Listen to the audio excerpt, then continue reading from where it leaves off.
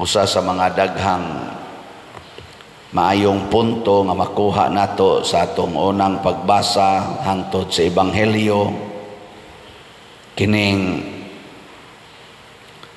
pagsilot sa tao nga dili mudawat sa sinugo sa Ginoo.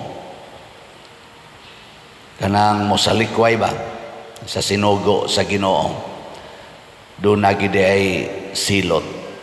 Kinsa may mosilot? Kinsa man? Ang Ginoo o tao?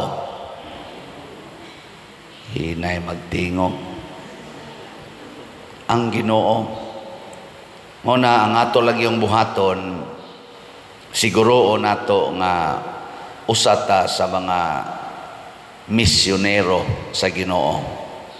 Kana bang usata sa mga buutan nga mga sulugoon sa Ginoo sa pagsangyaw sa iyang maayong pagtulunan diha sa atong pulong ug sa atong buhat. Sama ni San Benedict or San Benito or Saint Benedict, ang iyang kinabuhi iya gyung gihimo nga instrumento sa kalinaw ug sa pagka-limpyo, kanang purity of heart and body, holiness in general of life.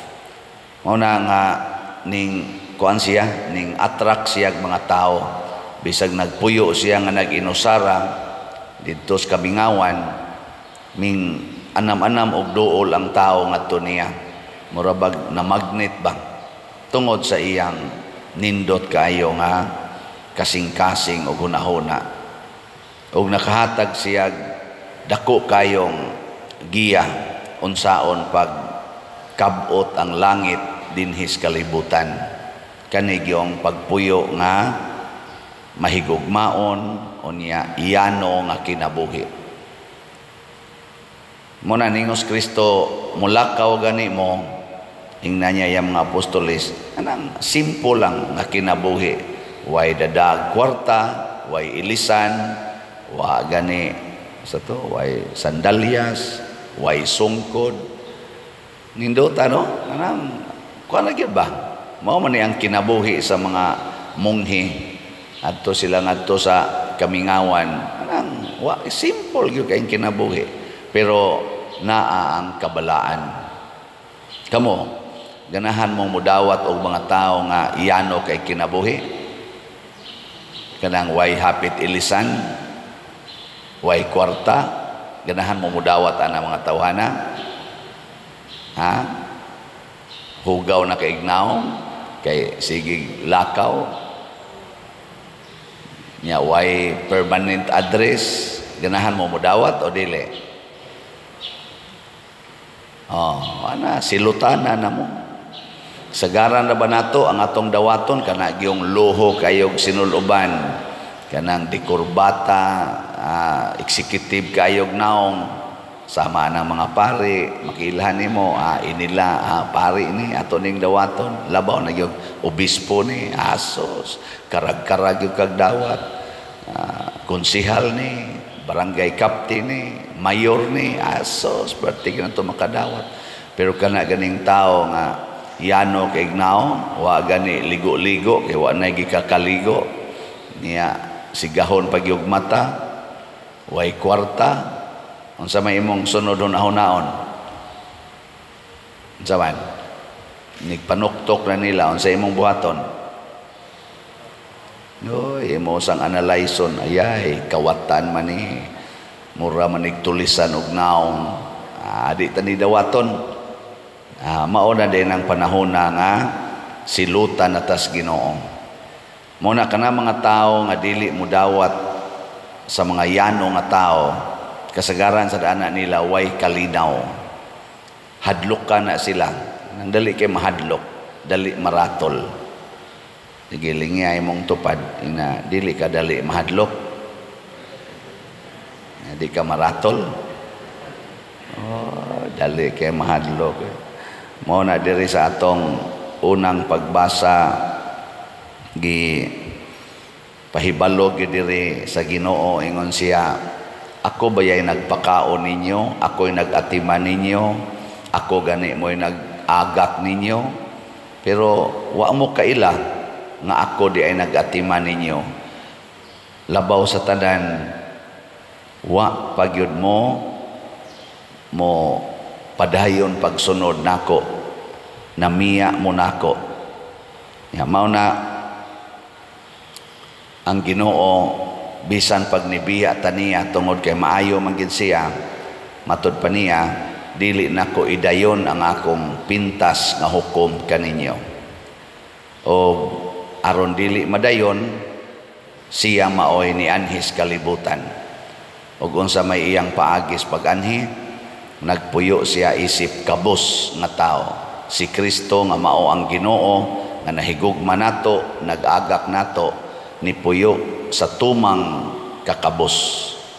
Ngano man, aron ipakita niya nga kinahanglan kita moila nga diha sa mga kabos, diha sa mga timawa kayo nga mga tao, anha ta diha maluwas. Kana mga taong naay panginahanglan, maunay makaluwas nato. Ngayon nangutana nako, Pader, ang akong bana dugay na ning nibiya sa amo. Niya karon nibalik ngayog pasaylo, di nako ganahan mo dawat kay dugay na kay siya. 35 ka tuig wa siya'y pakialam sa among pamilya. Karon kay nasakit na, naghangyo-hangyo na nako nga mobalik. Unsa man ni dawato ni nako, dili. Kamong mga asawa og ingon ana inyong bana 35 ka tuig way pakialam, wa na gyud giabandon na gyud ka 35 years niya nahuman gibiyaas kabit, nasakit, karon ibalik nagpakiluoy nimo. Unsa man dawaton, dili.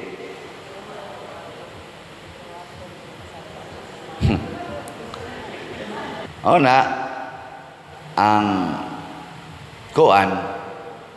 ang akong gi-advise, gusto ba kang maluwas, gusto kang malangit, tubag sa niya sa text, gusto kayo, Father, mo ginay akong pangandoy, mo bitang wa gyud ko magbudhi sa among pamilya, wa ko mangitag lain bisan paghimabay kay akong bana, wa gyud ko nagbinuang, nako tiwasan na lang ng imong pagkabuutan.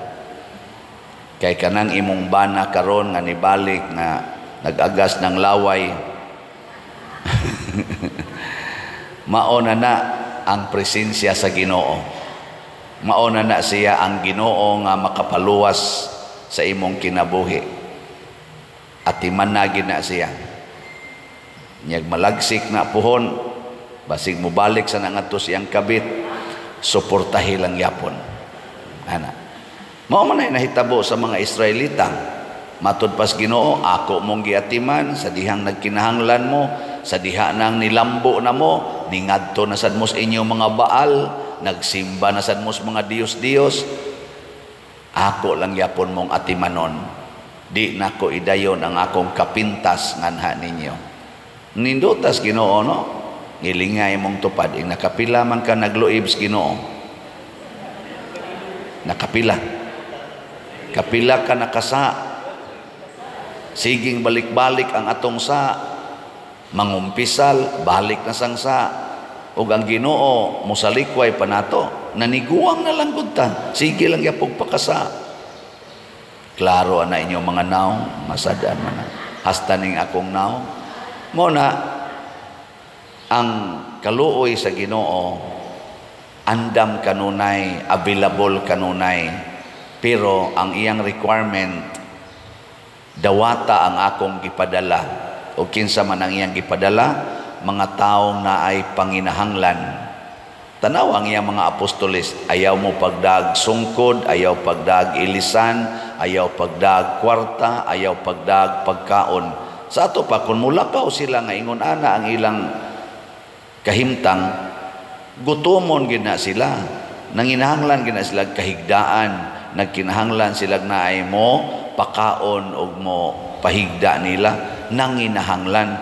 Pasabot ang tanang tao moduol nato nga naay panginahanglan sinugo nas Ginoo.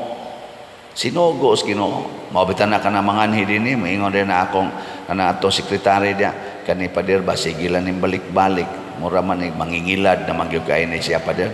Nako unsa man gigutom ka, tigyo mo tuma pader. Tagay kay ang Ginoo na kay gigutom. Sigahon ra bag mata ang Ginoo nga gigutom. Sige lang, tagay lang.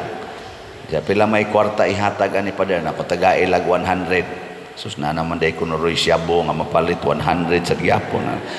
Ang ako tatuhuna gamay lay ihatag kay aron dili kasuyop ni barato naman sa kuno ang siyabo karon kay ni kusog mang supply.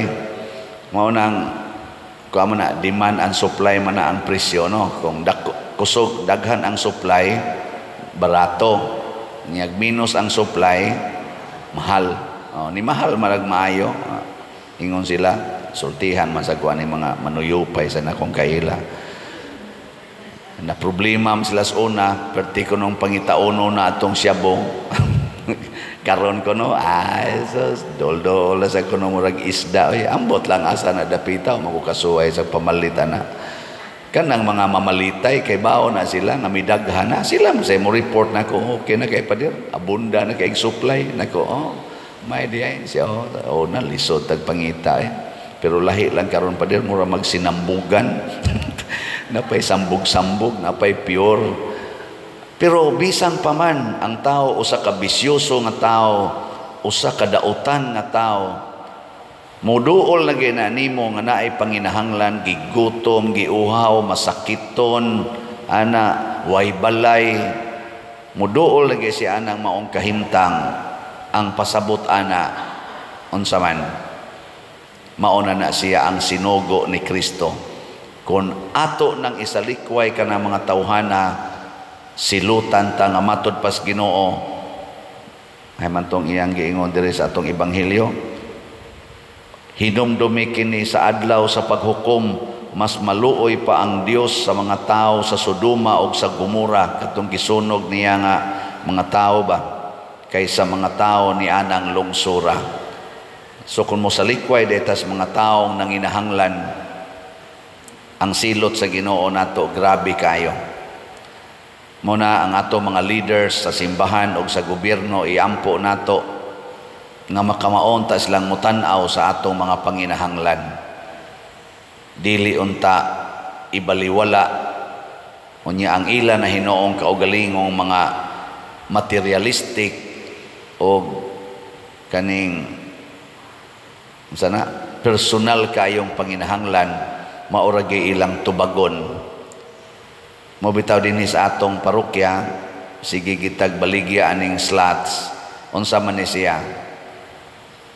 Gipadala ko sa Ginoo o wa? Na atay panginahanglan ang atong parokya, pobre kayo. Wa natay ikabayad sa atong kontraktor kay gasalig ta sa donation. Aw niya magitay kolekta. Kaning misaha karon, kakolekta magita ani. Pero dili igo ba ibayad anang atong dool-dool pas mga 20 million nga bayronon sa atong kumbintos, mga contractors. Nagtuo din mo kaning makolekta na toron aning misaha kaabot ning mga bisag 1 million lang. Oy, sus. Di man gani hapit ikapalit og kuan, ginabot. Pero mo na, doon na tayo special nga pamaagi o kini ako ning isigig announce ninyo, palit mo og slot is BF Dag. Ako nasad mong i-update ha sa ato mga slots arong kibaw mo pila pa inyong palitonon. Ang atong is BF Dag nga para sa atong kumbento niabot ng atong halin og 29,087 ka slots na apay 30,913 ka slots nga available, tag 500 pesos per slot. Kung makadungog ka ani nya naa kay 500 pesos nya moingon ra ka, di lang kong palitan na ana, peligro masilutan ka. Bitaw kay Mura sa kagkatubang iyang apostolis ba nga nanuktok niya di tamo dawaton kay panginahanglan man ni sa simbahan. Mura marog pulubi makililimos ang atong simbahan para ibayad sa atong mga buotang mga contractors. At tanawa human-human na gud atong kumbinto gud. Mga 99% na ang elevator na to, human na ang iyang structural, karon ga-install na sa iyagyong, sa tawagan na, shaft, say, kanabang iyabang carriage ba? Kanang mudagandagan nga tos babaw, ga-install na. Nya, bayronon man na, pero nataod ang structural, nawa pa ta makabayad. Unsa man ay tawag na to sa kontraktor, buangon o buotan? Kusga. Buotan. Nya kita nga makapahimos ana, dili ta mo palit og slot. Unsa may tawag nato? Buangon o buotan? Okay ba na mudaan sa tubag ana. Nya sa ato san dito sa Kapilinya di Fatima o karong Pizza 13 karong unsa maron 11, 12. Karong Biyernes. O Sabado. Huwebes man taron. Karong Sabado Pizza 13. Dako na sa kina dito nga misa kay kadam na alas 5 ang misa dito, alas 4 magrosaryo. Taghan kay nang tao sukad pa na atong 2021 ni daghan na ginagmayo kay niagian man nag-pandemic. Karon daghan na kayong tao dito pero naapay bayronon mo nang nihangyo sa dinhi padayon ang ato ditong community. Ang ato sanghalin sa special slot nato nga Mother Mary's Healing and Deliverance MMHD niabot na sad og 3,974 3,339 dinhi sa atong parokya 635 ang nahalin didto diretso sa Kapilinya. Naapay 2,026 ka slots nga available, tag 1,000 pesos per slot. Ang mahal nga Birhen Maria nagtuktok sa inyong kasing-kasing, sa atong kasing-kasing, kitang nakadungog aning ako rong gisangyaw. Ang sa mayang gituktok, palit og slot, 11- usa. Pahinungod nato sa pagpasalamat nga ang mahal nga Birhen nagsigig pabaha sa grasya nganhi natong tanan pinaagi sa iyang apparition dito sa Fatima.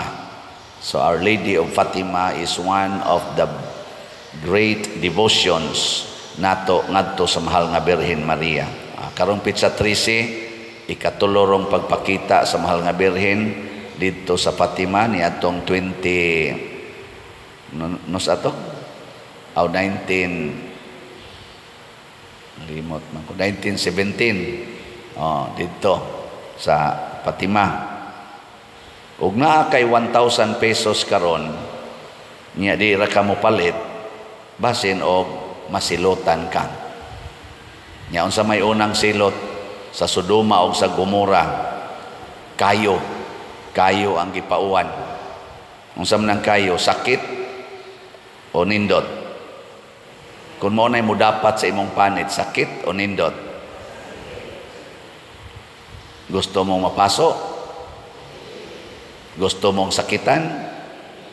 Kung sabay gusto nyo, masakitan o malipay?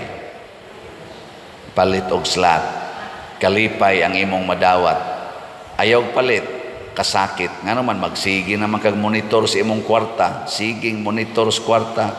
Nya usahay makuwang, usahay naaman tinuod pero dako pasad kay kag paginahanglan. Kuwang ang imong kasing-kasing sa gitawag og katagbawan, masakitan ka hangtod mangaway na ka, wa nay kalinaw, wa nay kagubo, wa nay kahusay ang imong kinabuhi tungod na sa imong pagmahal sa kwarta. Pero kung imong ihatag ngadto sa Ginoo ang maong kwarta sama sa gibuhat ni San Benito ni sa mga apostoles tugyan ngadto sa Ginoo ang tanan, congratulations, pirmi kang malinawon, pirmi kang malipayon, sobra-sobra pagyod ang grasya nga atong madawat.